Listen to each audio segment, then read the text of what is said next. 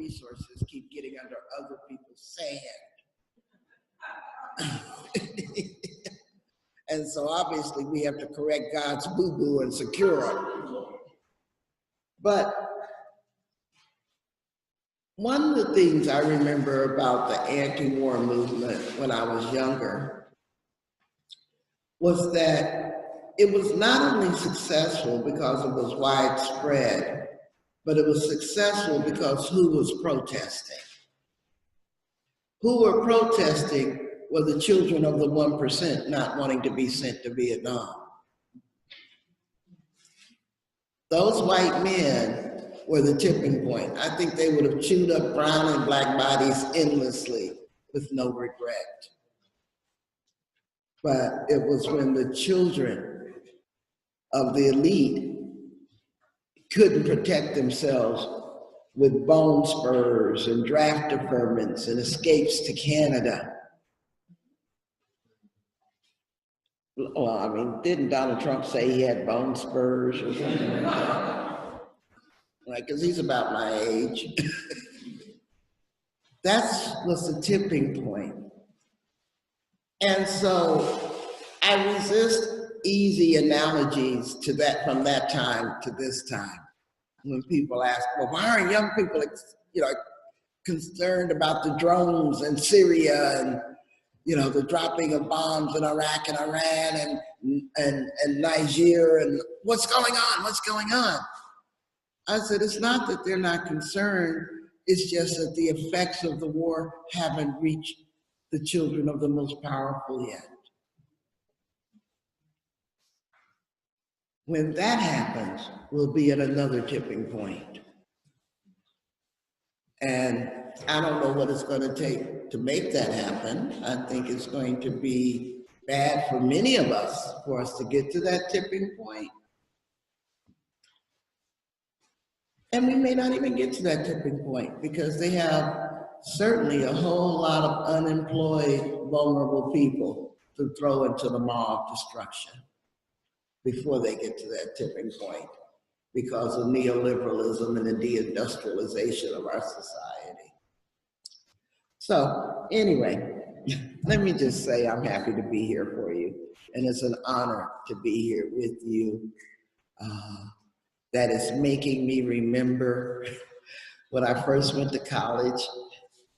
I was always a pretty rude girl, so my first sign I posted on my dormitory door was "Withdrawal is something Nixon's father should have practiced."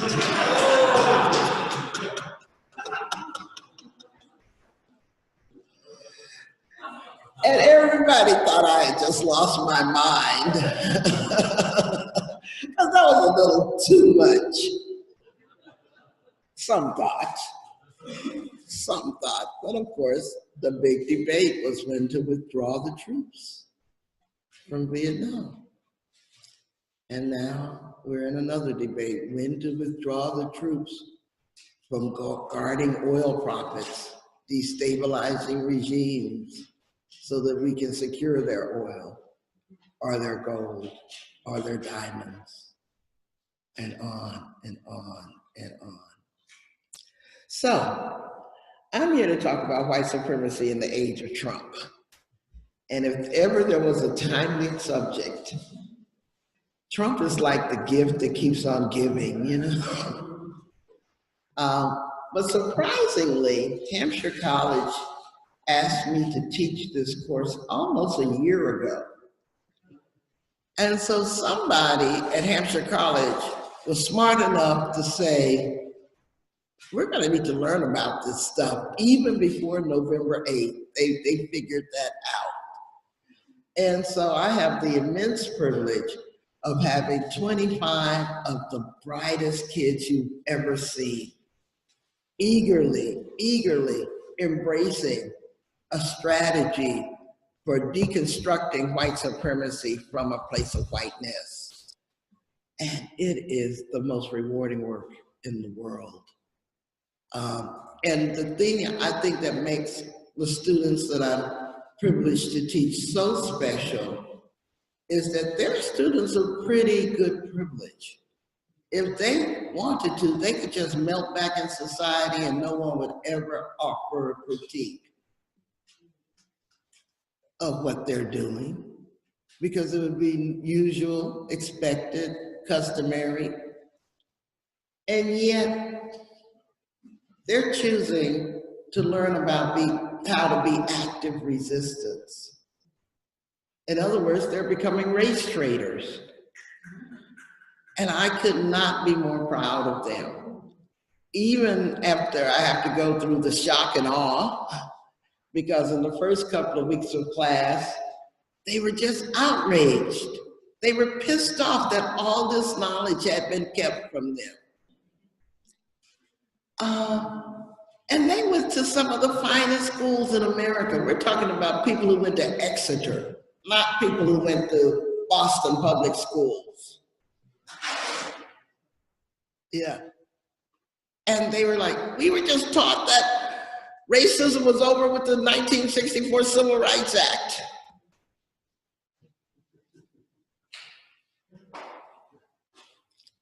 And so now what they're expressing is outrage because they've begun to identify that their history has been stolen,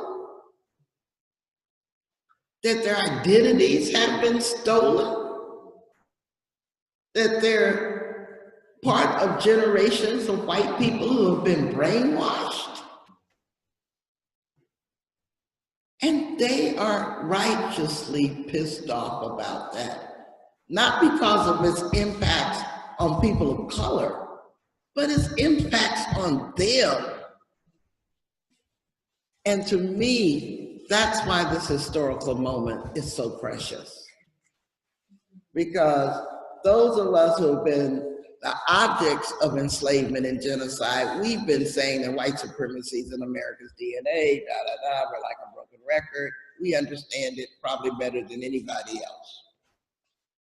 But the fact that there is a significant portion of the white population that's understanding that the currency of white supremacy is counterfeit is new and different.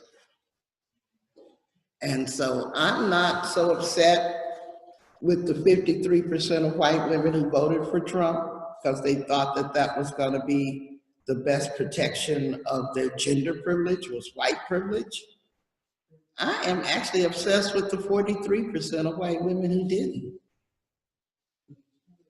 Because I think the best thing strategically we can do is drive a Mack truck down the middle of white tribalism right now. Because it was white tribalism that made the outcome of the election what it was. You saw that Trump voters came from every class. But what they all had in common was their whiteness. Not educational degrees, not economic anxiety like the liberal left likes to say, so that they don't have to take any ownership of the white tribalism in the elites. Yeah, but it was just that. And so I'm very happy to constantly talk about white supremacy. And I'm very even happier to talk about it with white people, because you have a chance to break that fake bond of white tribalism and take a chance of joining the rest of the human race. And I'm really excited about that. I'm really excited about that.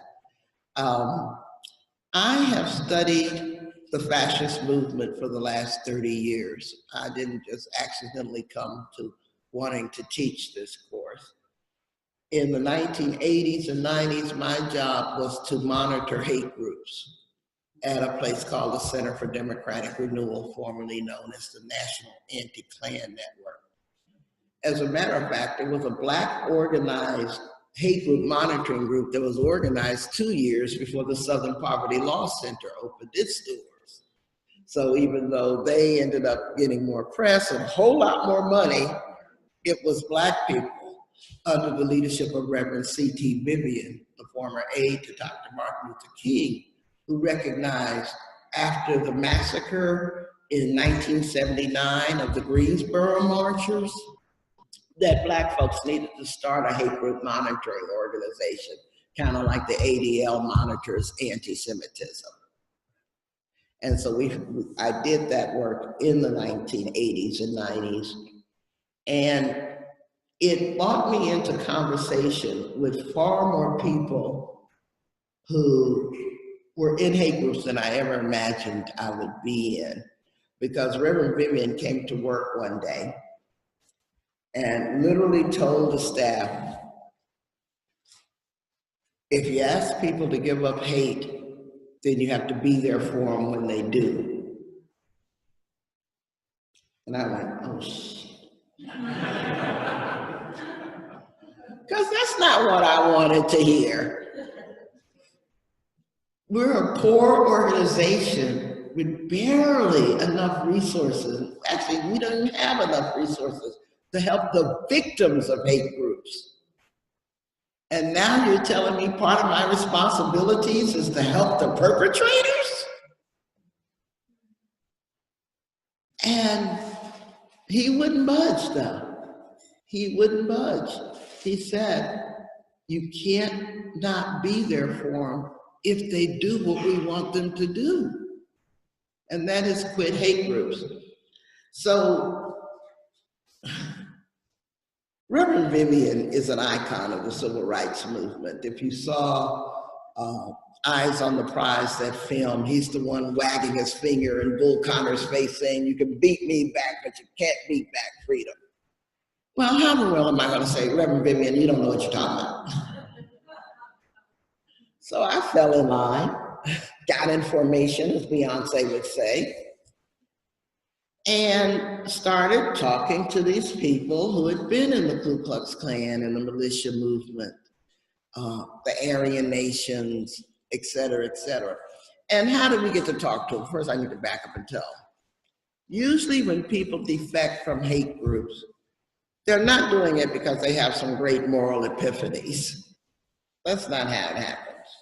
Generally, they do it because somehow the hatred has come to touch them personally. What happened in the first person I had to deprogram was that his second son had been born with a cleft palate. And so all his Klan buddies told me, his Aryan Nations buddy, because this was Dwight Cochran and then Aryan Nations, all his Aryan Nations buddies told him that his son was a genetic defect who needed to be put to death. That's what happens when you hang around a bunch of Nazis who believe in racial purity. All of a sudden, you become someone they want to eliminate. And so another couple that I had to deprogram was Ken and Carol Peterson, who'd been in the Wisconsin Ku Klux Klan. And I'm convinced that they defected because they knew about a lot of criminal activities that the FBI was investigating, and they did not want to get caught up in those kind of activities. So they had to leave their home in the middle of the night, in the middle of a winter, with no clothes, no clothing, no anything. And when these people leave these organizations, there's no witness protection program for them. You can imagine a witness protection program where the FBI takes you in, gives you new identities, where, pays for you to have housing and things like that. If they're not turning state's evidence, they're not getting those kinds of services. So that's what Reverend Vivian meant. We had to provide an underground, a witness protection program for these people defecting from the hate movement.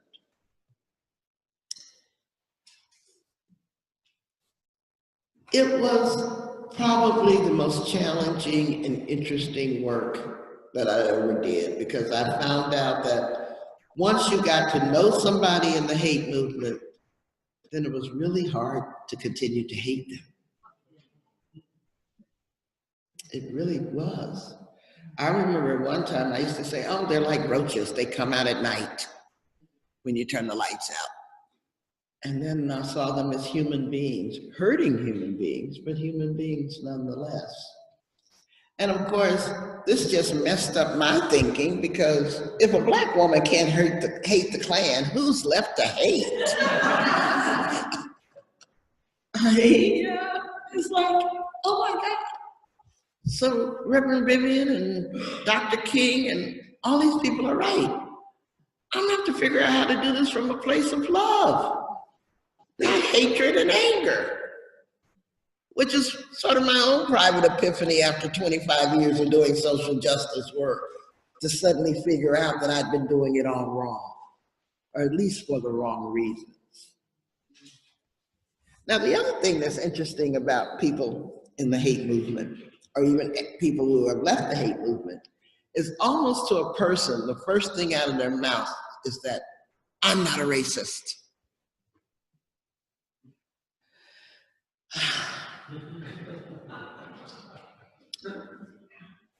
At first, you're a little stunned to see them standing there in their Nazi tattoos saying they're not racist. How do you come back with that? How do you respond to that? Well, eventually I learned that there's not a human being in the world that will say that they are racist. Those people just don't exist, for the most part.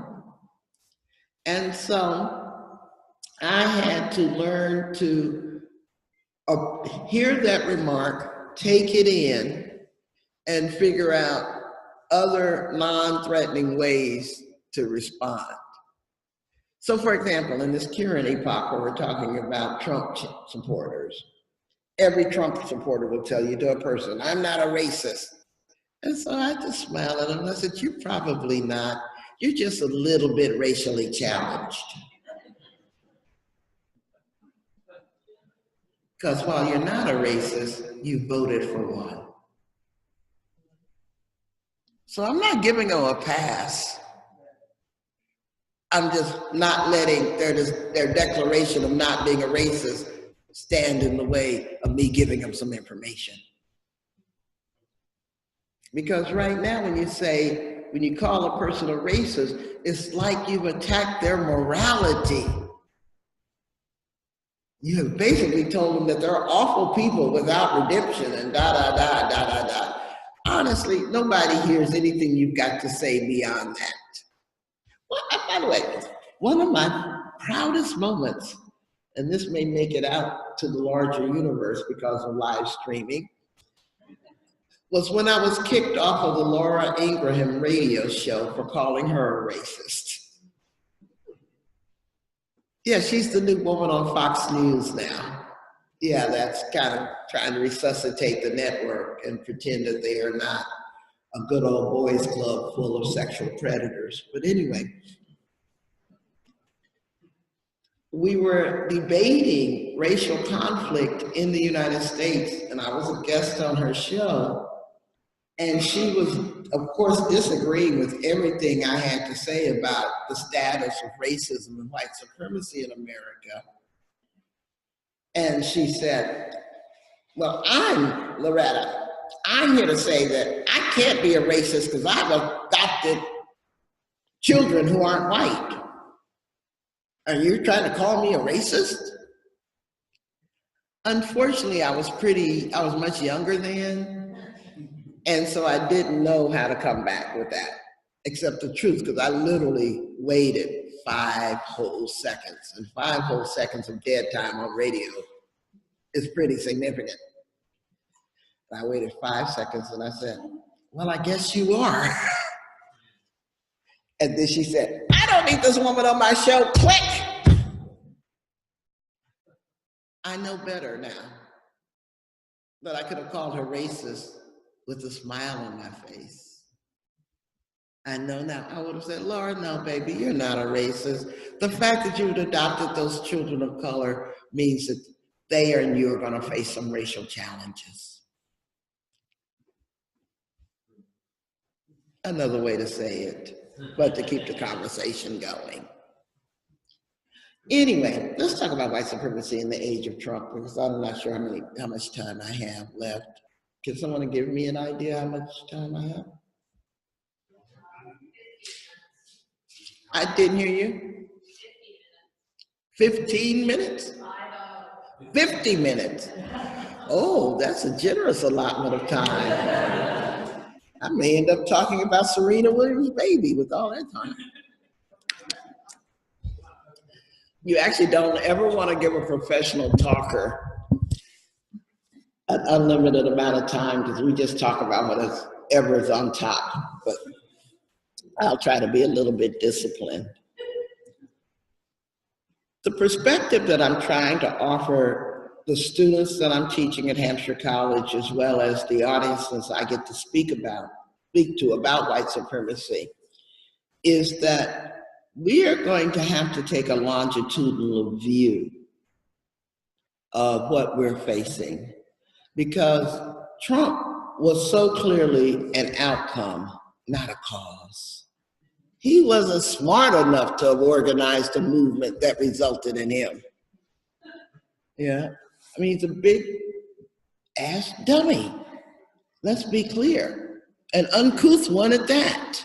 A self-centered, narcissistic, unqualified. Let me stop.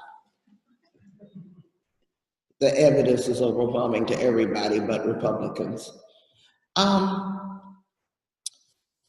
What we are witnessing is what happened after the success of the civil rights movement of the 1960s. The people who felt that they had lost control of this democracy and its determination to protect white privilege and white supremacy developed a multi-decade plan to regain power. And like Lee Atwater said many, many years ago, you can't go around saying nigger, nigger, nigger, because that's just too crude now. You have to say law and order, or crime, or busings, or all these other euphemisms that are codes to our base, but they'll have trouble responding. And that became the Southern strategy. And of course, we see it's evident that there is an ability to appeal to naked racism through dog whistles in order to arouse and congeal white tribalism. And it worked so successfully over and over again. To implement this plan, they pulled together not only people who had been in resistance to the civil rights movement, the diehard segregationists, but they also thought that they needed to foment culture wars against people who were opposed to LGBT rights, women's rights, abortion rights, immigrants, workers' rights, environmental justice. I mean, they just went and perfected the politics of white grievance against modernity. And they decided to organize it as a political force. Now, part of that was about marching back into power in the 20th century, but you really don't understand how long-term their thinking was at the time if you ignore what's happening in the 21st century. The 21st century, in about 30 years, demographics are going to shift so thoroughly that white people will no longer be a majority of America. And they've been planning for that. And so one of the other aspects of their plan is not only to seize and re-seize political power in the 20th century and at the same time shift the entire Democratic Party to the right, which they were successful in doing, but to actually plan for when white people are not a majority. Because it takes a majority of white voters to protect white privilege. But what happens when the majority of the voters are no longer white? then there's no guarantee that white privilege will be protected. And so what you see now is their total deconstruction of the mechanics of democracy, because they no longer think democracy works in their best interest anymore. Not that we ever had a perfected democracy to begin with, but we can have that conversation. But when you tie together their attacks on voting rights, gerrymandering, the media, education, government regulation of corporations, what is truth even? Facts, science, all of that. You get a very alarming dystopian picture that these people are deconstructing the very mechanisms we count on protecting an egalitarian based, theoretically anyway, democratic society, and they're trying to create a society that allows an embittered minority to stay in control. Well, we've seen that one before. It was called apartheid, where 10% of the population had to exert control in a ruthless way over 90% of the population, with a thin veneer of democracy on top of it. I think that's the future they want. I know it's the future they want, and if they don't want it, well, why are they doing everything in their power to make it happen?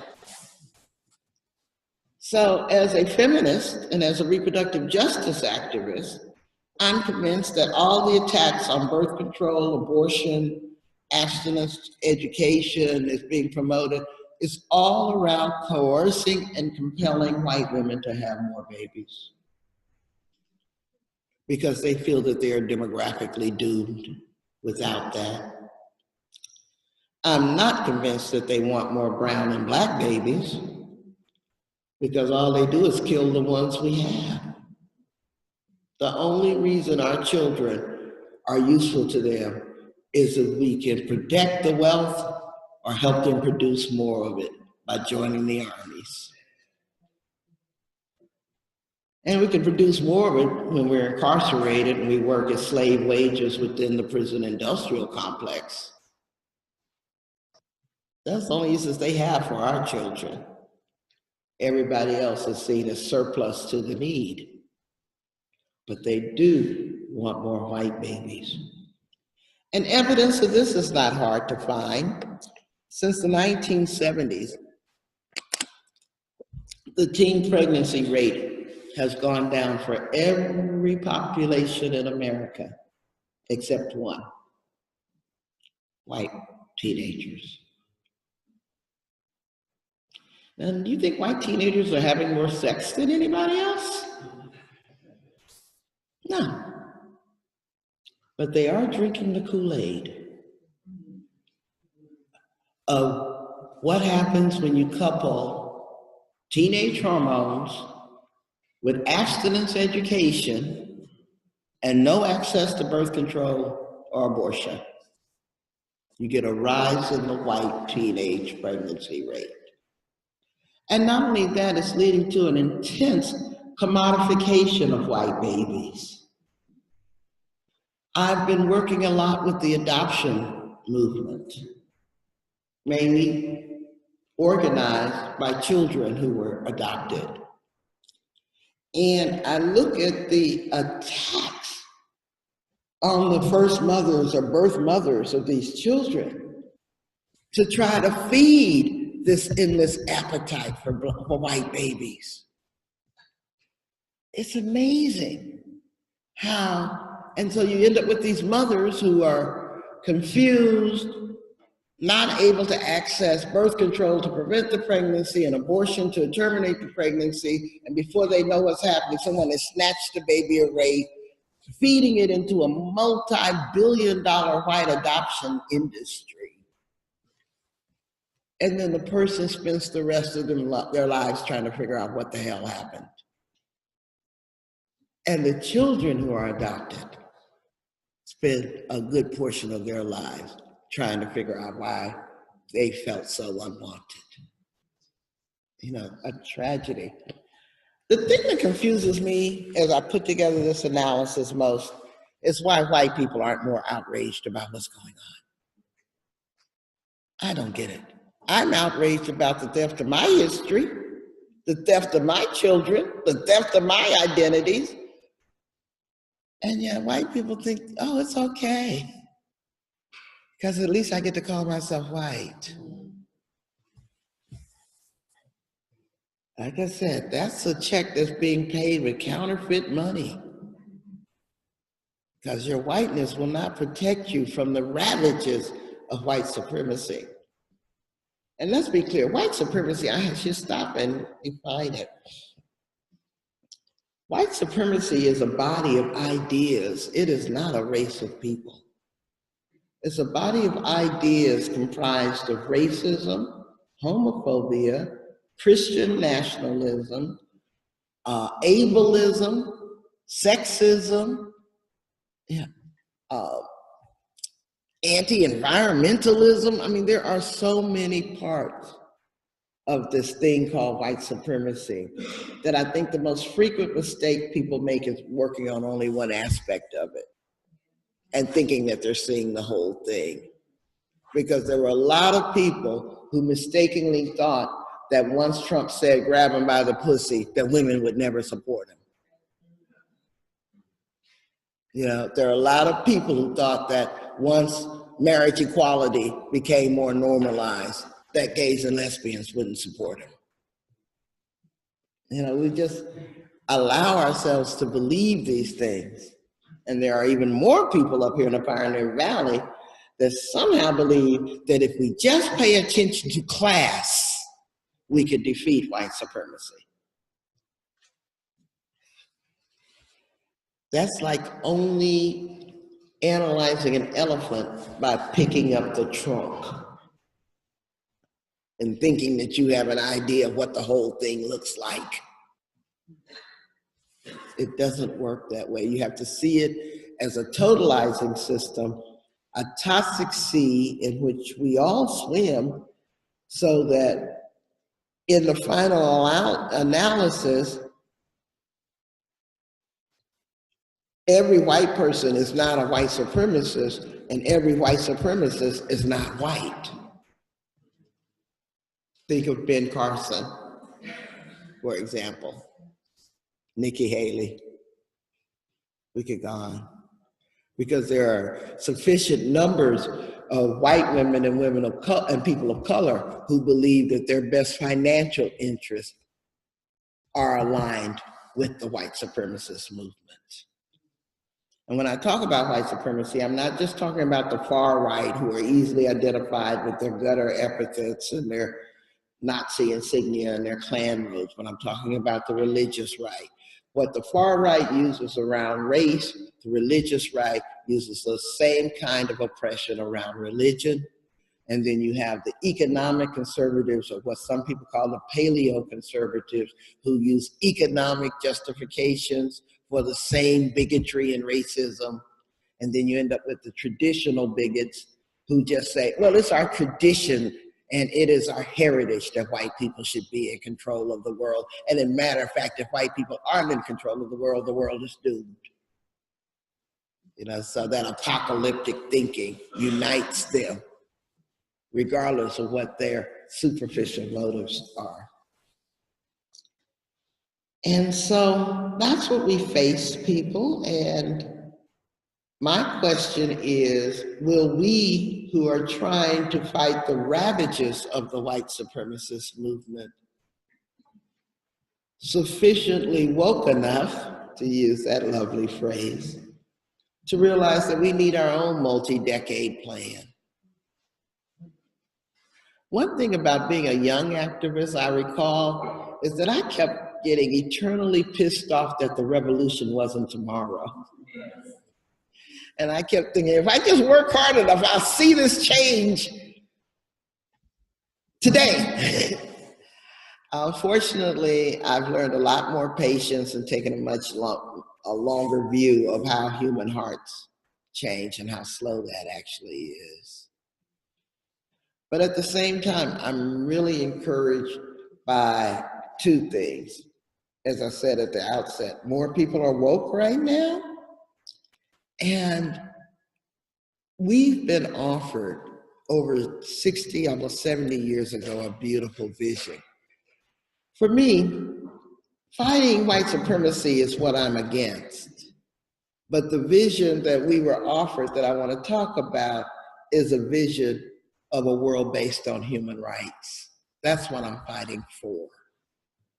It's not just enough to say what you're against, what are you for? And I really like the fact that in 1948, the Universal Declaration of Human Rights was shepherded in birth, basically, under the leadership of former First Lady Eleanor Roosevelt, to allow us to define societies in which people treat each other based on our needs for each other, our human interdependence, the need for a culture of caring, as opposed to atomization, individualism, alienation, which is what our present society operates on.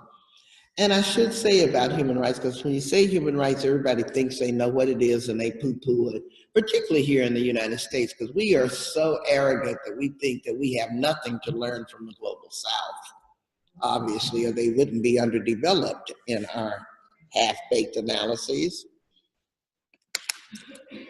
But in fact, people in this country have been demanding that we build a human rights movement for at least 300 years, long before World War II or the Universal Declaration of Human Rights. Frederick Douglass used the term human rights in 1858 to protest the lynching of a Black man in New York City. He called on us to build a human rights movement.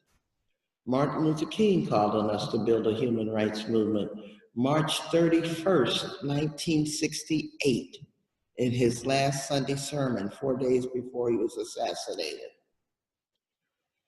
And I have to honestly say, when I heard that news for the first time in 1995, almost 30 years later, I was so pissed off I didn't know what to do. Because my first response was, everybody told me Dr. King had a dream. Nobody told me he had a plan.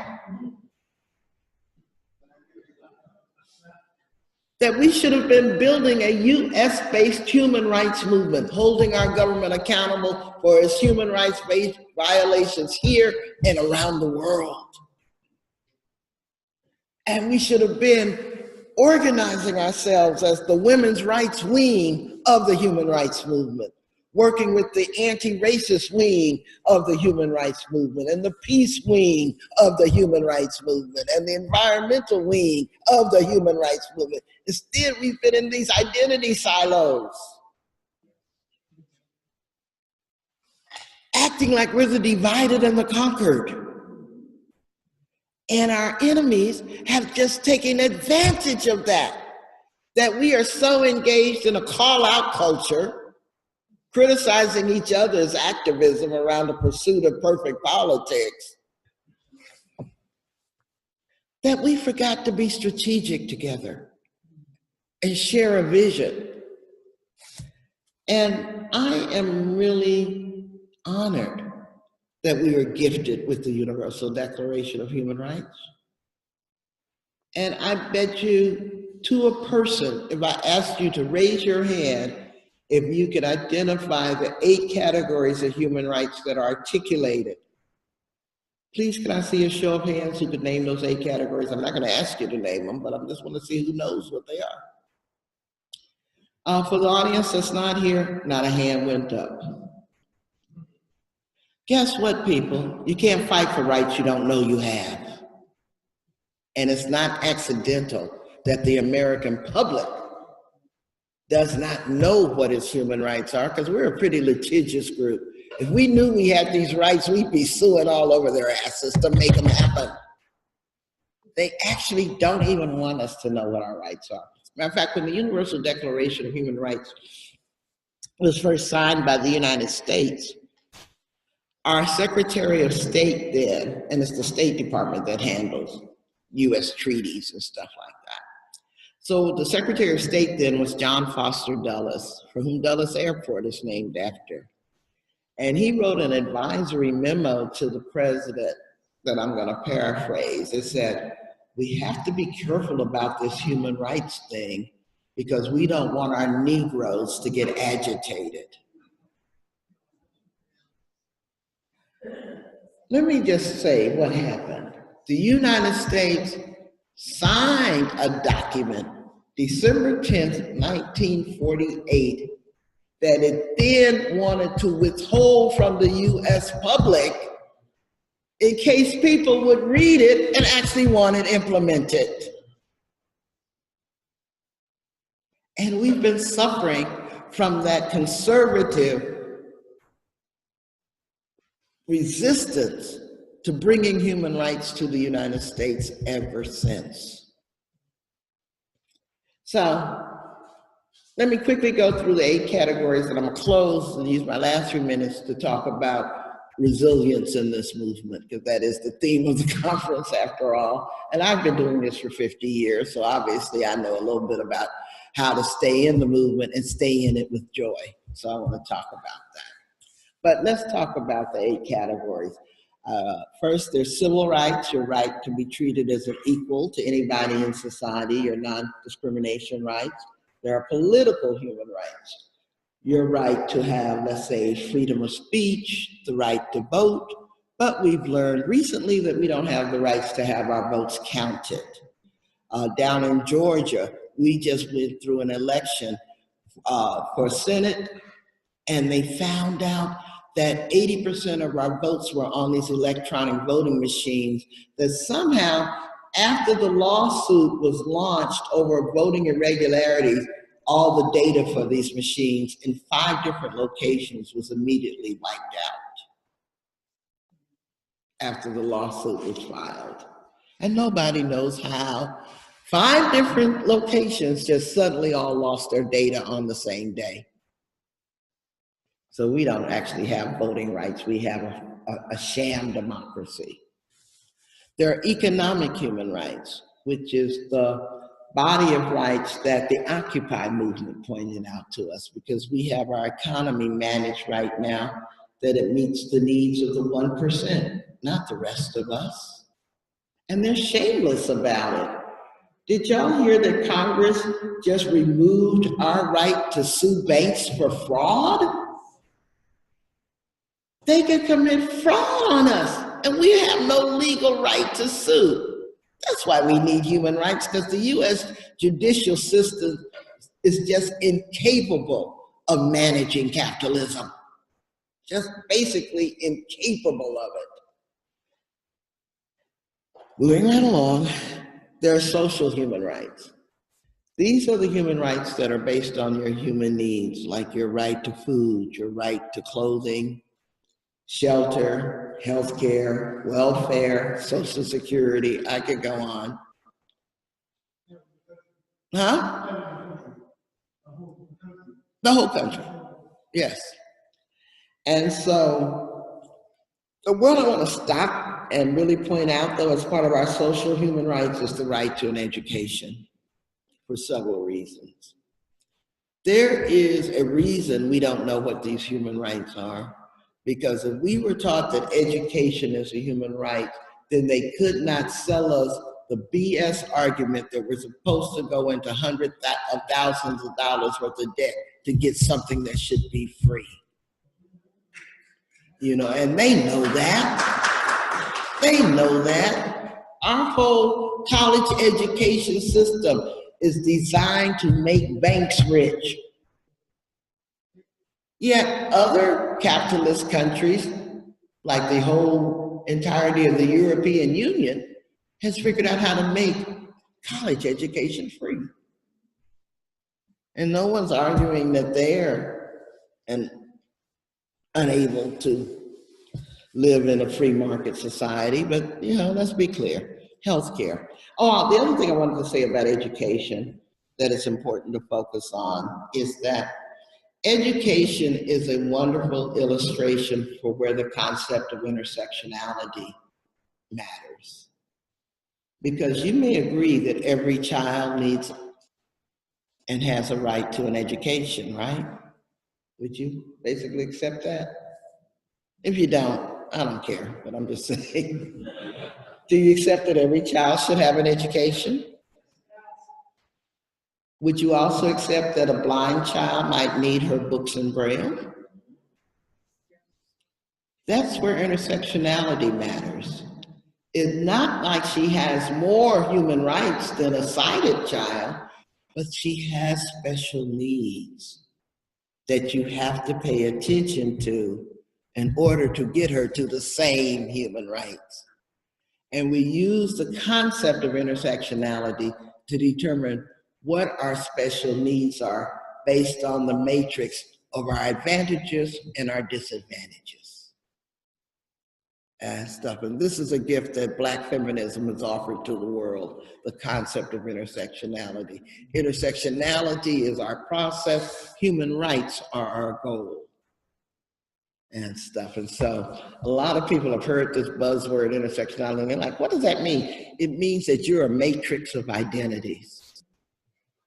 And every human being has this matrix. Yeah.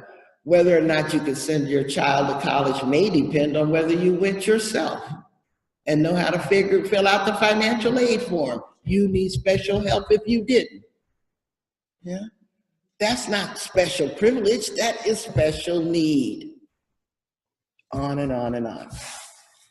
And so that's the fourth category. The fifth category of human rights is called cultural human rights. These are the rights to practice the culture of our choice. Freedom of religion is a human right, but we in the women's movement are quick to point out that freedom from religion is also a human right. Our human right not to have someone else's religious views imposed upon our body is something we will fight for forever. And I don't care what the Democratic Party thinks in terms of throwing women's bodies under the bus to try to become a Republican-like party. They keep doing it over and over again. Not understanding that why would the white voting public want Republican light? They got real Republicans out here they can vote for. The problem is that we don't have real Democrats to vote for. And Lord knows we don't have real progressives. People who campaign on how many children they're going to send to college versus how many they're going to send to jail. How many talk about destroying and dismantling this bloated military budget so that we can invest back into our infrastructure and our school system and our healthcare system and things like that. The army that we're creating is totally and woefully inadequate for the threats we're actually facing from terrorists. You know, but we keep bloating it up because a lot of people are getting rich that way. Continues. The sixth category of human rights is called environmental human rights. And that's our right to have a clean environment, water, non-toxic food, neighborhoods. Climate change is a human rights issue, no matter how much in denial our government is, on and on. The seventh category is called developmental human rights. These are rights actually demanded by the global South. They're the rights they're demanding to develop their own natural resources. What a novel idea that is. That they actually want to control how the resources are extracted from their economies. Right now, our policy is to depopulate the land so that we can take the resources, because a depopulated land can't contest with us for those resources. So if you wonder why our 100 years worth of development strategies haven't worked, actually they've worked quite well if you understand how they were designed to fail. Yeah. You gotta look at the whole picture. I always say when you wanna know what's going on in the world, follow the money. I mean, I'm not original with that, but it's always true. And then the eighth category of human rights is called sexual human rights, which are my favorite because they were developed by the women's movement. Get your minds out the gutter. But the women's movement began to demand the right to determine if and when we'll marry, if and when we'll have children, if and when we'll have sex, the right to sexual pleasure, which is, again, a favorite. It's kind of funny when you can stop and tell your partner, you're not doing it right, you're a human rights violator.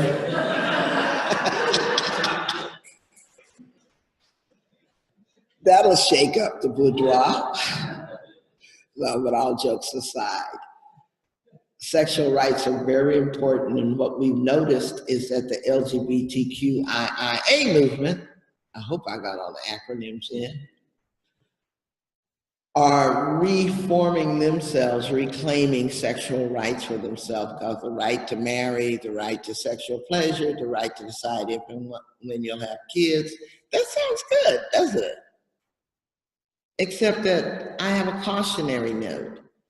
I don't think that the queer rights movement should make the same mistakes that the African American people made, and that's to fight for only one category of human rights.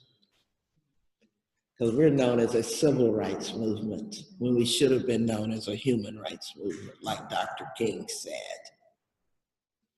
And so I don't want the queer rights movement to be only known as a sexual rights movement, but it should be for fighting for full human rights.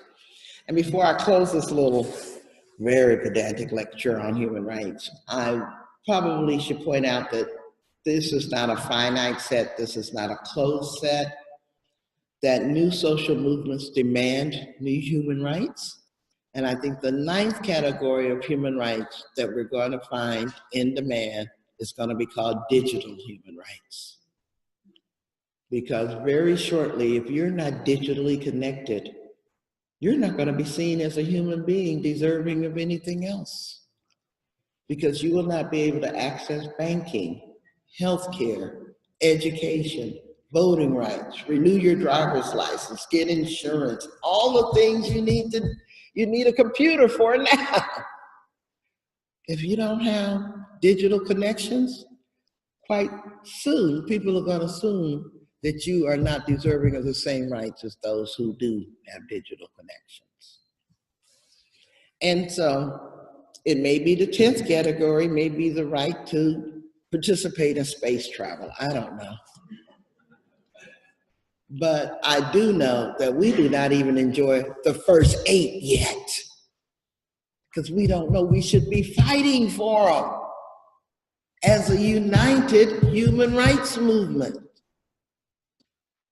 So we all are kind of like going in our own separate ways and thinking that the best way to do activism is to call everybody else's activism out for not being woke enough. We're really self-indulgent with this call-out culture. So we're making even doing work with us as toxic as it can be, shutting people down who disagree with us when we haven't even figured out the way the most important goal is not to get people to agree with us, but to get people to agree to be with us. You know, and so, but we're at a really special moment. And so I'll close by talking about the sustainability of activism. I was, again, very lucky that I developed my consciousness through my parents, who sent me out to volunteer in the world when I wasn't old enough to earn any money. They still said I was old enough to work. And so they instilled that in me. And so volunteerism was something that every child over the age of 10 had to do in my family. So we weren't protected as fragile, innocent flowers, which I think is where a lot of parents go wrong. They coddle their children and then expect them to just grow up between 18 and 21 magically, which usually doesn't work. But my parents were more of the, you need to go out there and see how how it actually is in the real working world, even if you ain't gonna get paid yet. So that you can understand how important education is, so you can understand how important service is to others and stuff like that. These were the kind of talks we had at 8, 9, and 10 in my household. Interestingly though, these same parents could not talk about race or sex with me. So they were very typical that way. Yeah, we never had any conversations about racism or sex in my household, but we had constant conversation about service and work, interestingly enough. And so, because of that, when I came into doing social justice activism because of certain things that had happened to me, I was a rape and incest survivor. I used to take this work so seriously because I knew it was about my life and my lived experiences, and I was really dedicated to making sure that other girls didn't suffer through rape by themselves. And I became the director of the first rape crisis center in this country, or didn't have places to tell their stories to. And we've made a lot of strides, but I'm also saddened by the fact that we still have to have a Me Too campaign. The first rape crisis center was formed in 1972. We should be so over this. Yet we have, changing human behavior is kind of like shifting the Titanic fast. It just doesn't happen. And so, but it wasn't until I was doing my anti-fascist work that one of my mentors, Leonard Zeskin, put it in a very pithy way for me. Because when I did that work monitoring hate groups, it was the first time I hadn't actually worked in the women's movement. This was the first time I'd worked in the civil rights movement, which is kind of backwards for a Black woman. Usually we go into civil rights and end up in women's rights. Well, I went into women's rights and ended up in civil rights. So I've done most of my life backwards. But once I entered the civil rights movement, I felt the weight of all those martyrs settle on my shoulders. Because there's no way you can live in the South and not know the names of the people who died, Black, white, women, men, who died for your right to do this work. I mean, you're constantly going to the museums, you're going to the grave sites, you're having marches, you're doing all this stuff that keeps it real and present for you. Like one of the last marches I was in down there was in Blakely, Georgia, because a Klansman was in charge of the fire department and letting Black homes burn down. And he'd been doing this for years until a 5-year-old child perished in a fire 2 blocks from the fire department. 2 blocks away, and they didn't get there for an hour. So when you have those kinds of weights in your soul and on your shoulders, you tend to become overly serious, humorless. You're like Debbie Downer. I know I was a Debbie Downer because I couldn't stop talking about this to everybody. It was everywhere. I couldn't even go to a movie without offering a critique of its racial and gender politics. I mean, it was just overwhelming. And finally, Leonard Zeskin told me, he said, "Loretta, lighten up." He said, "Fighting Nazis should be fun." He said, "Being a Nazi is what sucks." And I've never forgotten that phrase. That when you're fighting on the side of justice and truth and righteousness, it's a perfect struggle. You don't have to be perfect, the struggle is. You can bring your imperfect self to the work. You can own your mistakes. Just learn to make new ones next time. You're never gonna be mistake-free, but you don't have to make the same mistakes over and over again. But you can learn new ones by taking more risk, by challenging yourself. Yes, last week in my class, I lectured to students on the difference between self-criticism and self-doubt when you want to work against white supremacy. Self-criticism is that healthy process when you review what you've done, appreciate that, but figure out that you could have done it better because you're going to do it better the next time. Self-doubt is when you haven't done anything because you're afraid you're going to do it wrong. Yeah. And then you don't have to worry about any criticism because you haven't done anything. And you doubt whether you're qualified to do it, whether you're capable of doing it, whether you're good enough for doing it, or even if it's yours to do. Which is where a lot of white people are around fighting white supremacy. I'm so tired of the conversation. Well, do you think I should do something about it even though I don't know what I'm supposed to do? You think?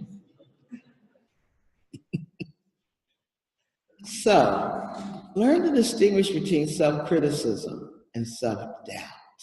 Self-doubt leads to white guilt and white fragility.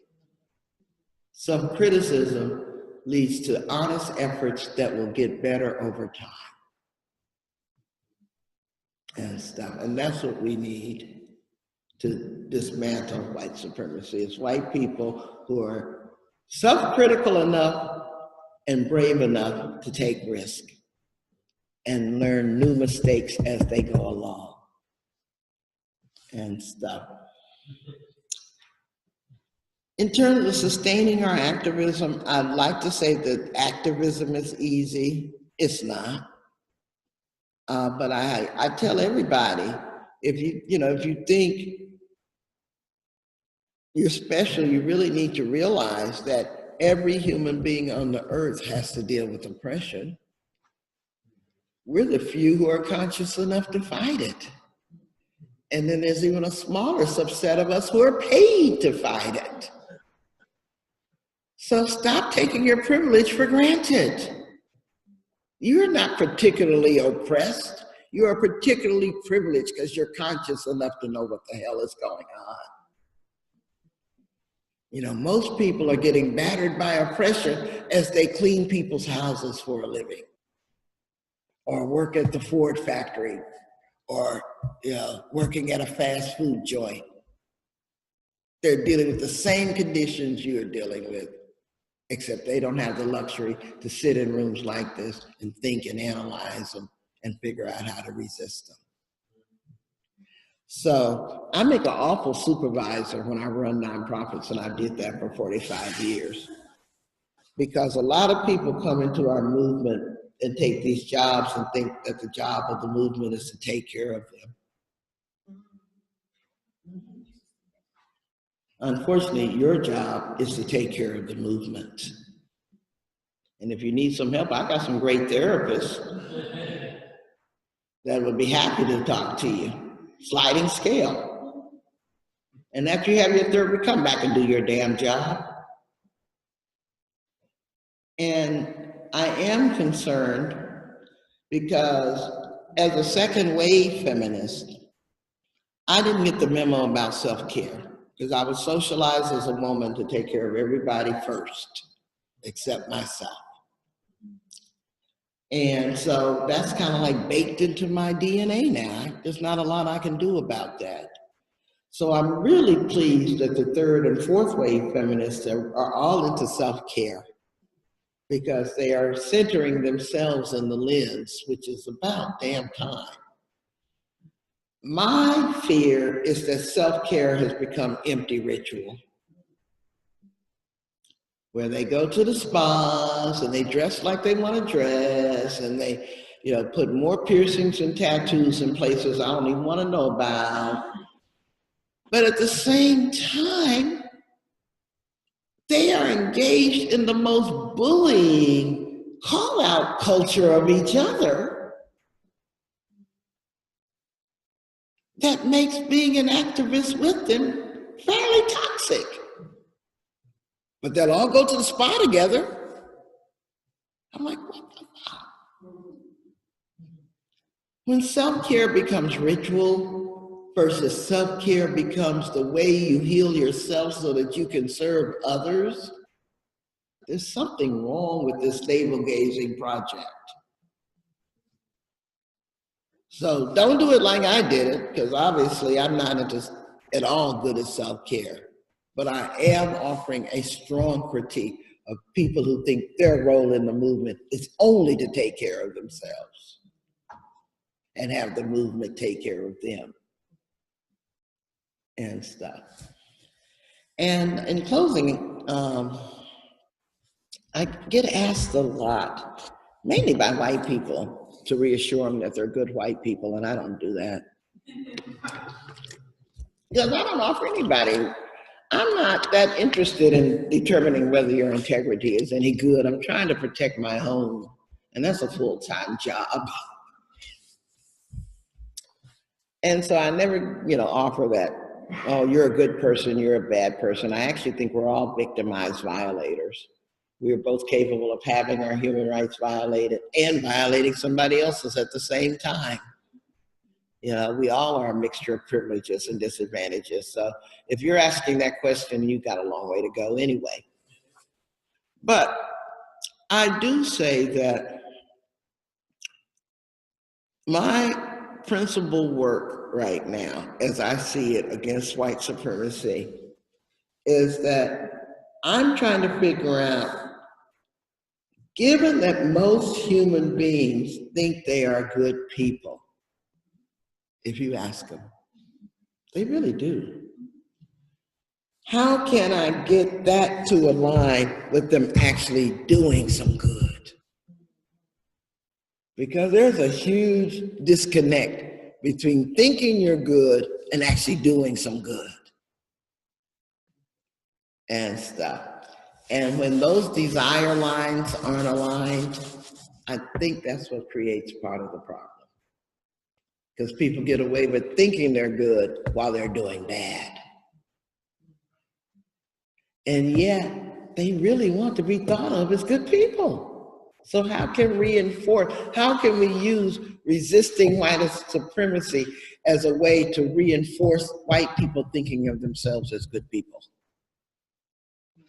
And make it fun and joyful at the same time. So it starts without making white people feel bad about being white. That's kind of like, okay, yeah, well, you're not going to wash it out. You can't wear enough African clothes to disguise it. And you can't walk around imagining that it doesn't matter.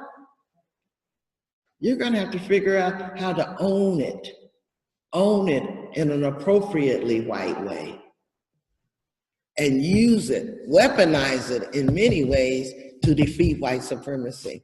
An example would be, if you see another racist incident take place, as a Black person, of course, I'm going to offer a critique of it as an editorial in the newspaper. But when a white person does it, guess who has a lot more credibility?